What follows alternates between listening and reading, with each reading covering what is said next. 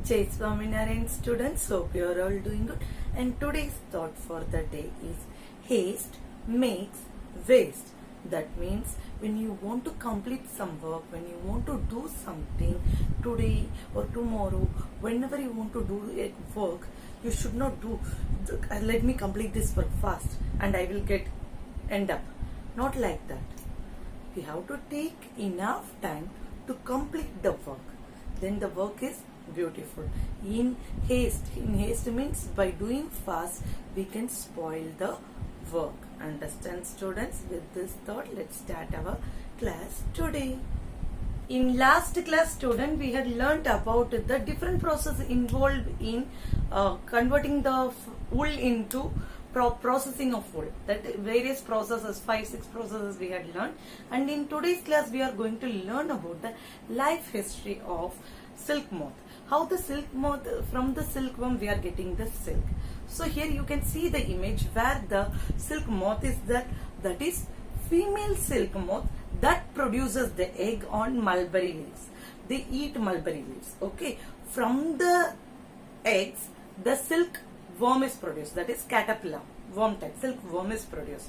Afterwards what happens when the silkworm grows up and they are producing a thread like structure. Understood? And it surrounds its own body.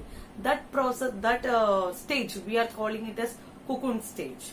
Cocoon, you can see here that cocoon stage is there. From the cocoon stage is developed into silk moth. So here what is happening, in the cocoon stage they are putting these cocoons in the hot water and they are removing that protein that we are wearing it as silk. That from that we are getting the silk. And first silk moth is producing the egg, and then from the egg hatches the silk worm. From the silkworm, the protein, with the help of the protein thread, they are producing that stage we are calling it as cocoon. And that cocoon, when we put in hot water, we are getting. And if you are not removing the cocoon, and it develops into the silk moth. Understood, students? This is the life history of silk moth. Understand, student? Life history of silk moth.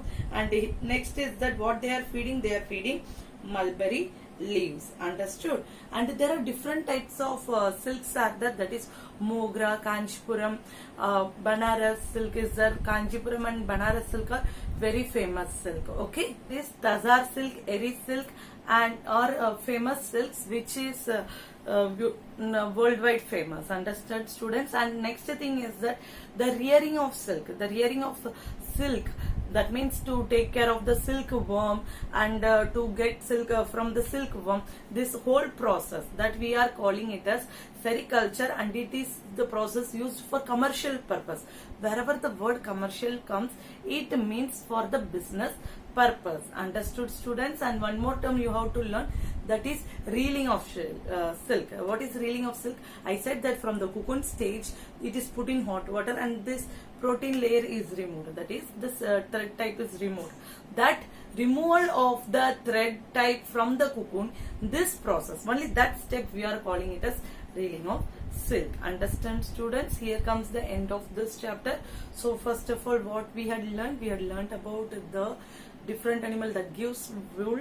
We had learned about the selective breeding, how the parents are selected, and we had learned about how the wool is converted, is utilized as a fabric. Means 5-6 process that we had learned. And then we had learned about the life cycle of butterfly. Understand, students? And here comes the end of this chapter. And if you are having any doubt, you can contact me. Stay blessed, stay healthy. Jai Swaminarayan, Jai Hind, Jai Bharat.